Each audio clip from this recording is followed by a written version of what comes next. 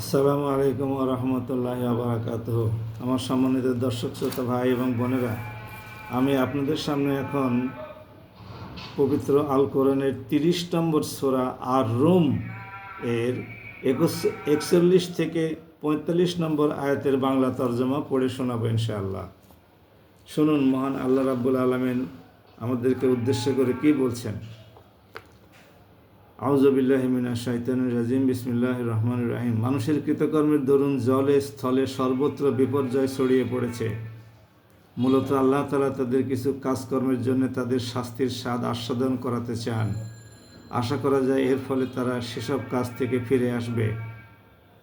হে নবী, তুমি বলো, তোমরা আল্লাহর জমিনে ভ্রমণ করো এবং যারা আগে এখানে মজুদ ছিল আল্লাহ তাআলাকে অস্বীকার করায় তাদের কি পরিণতি হয়েছে তা অবলোকন করো।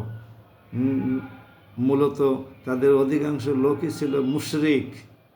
অতএব হে নবী, তুমি তোমার নিজেকে সত্য দিনের উপরে প্রতিষ্ঠিত করে রাখো। আল্লাহ তাআলার পক্ষ থেকে সে ভয়াবহ দিনটি আসার আগে যাকে কেউই ফিরিয়ে রাখতে পারবে না। সেদিন যখন আসবে তখন মোমেন ও কাফের সবাই আলাদা হয়ে যাবে। যে ব্যক্তি আল্লাহ তাআলাকে অস্বীকার করলো তার এ কুফরি আযাব হিসেবে একদিন তার উপরই এসে পড়বে। অপরদিকে যে ব্যক্তি নেক আমল করলো তারা এর মাধ্যমে নিজেদের জন্য সুখ শান্তির রাস্তায় বানিয়ে নিল। যারা আল্লাহ তাআলার উপরে ঈমান আনবে এবং সে অনুযায়ী নেক আমল করবে, তিনি যেন তার অনুগ্রহ দ্বারা তাদের যথোপযুক্ত বিনিময় দান করতে পারেন। আল্লাহ তাআলা কাফিরদের কখনো পছন্দ করেন না। সম্মানিত ভাই এবং বোনেরা, কালামে পাকের এই কয়েকটি আয়াতের বাংলা অর্থ আমি আপনাদের সামনে পেশ করলাম। আমাদের কুকর্মের জন্যই সারা পৃথিবীতে আজকে অশান্তি। আপনারা দেখেছেন পৃথিবীর দুইটি দেশ একেবারে যুদ্ধের মুখোমুখি। ইতিপূর্বে প্রথম এবং দ্বিতীয় বিশ্বযুদ্ধ সংগঠিত হয়েছিল, সেখানে লক্ষ লক্ষ মানুষের প্রাণহানি ঘটেছিল, অজস্র অবকাঠামোগত সম্পদ হানি ঘটেছিল। এখন আবার যদি বিপর্যয় ঘটে, যুদ্ধ শুরু হয়ে যায়, তাহলে কত বড় সর্বনাশ হতে পারে। আর যদি সেই সাথে চীন, রাশিয়া, ইরানের সাথে যোগ দেয়, তাহলে তৃতীয় বিশ্বযুদ্ধ শুরু হয়ে যাওয়াও কোনো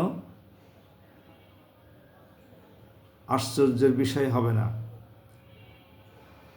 আমরা এই সমস্ত বিপর্যয়গুলো আসুন এড়িয়ে চলার চেষ্টা করি, আর আল্লাহ এবং তার রসুলের আনুগত্য করি, নেক আমল করি।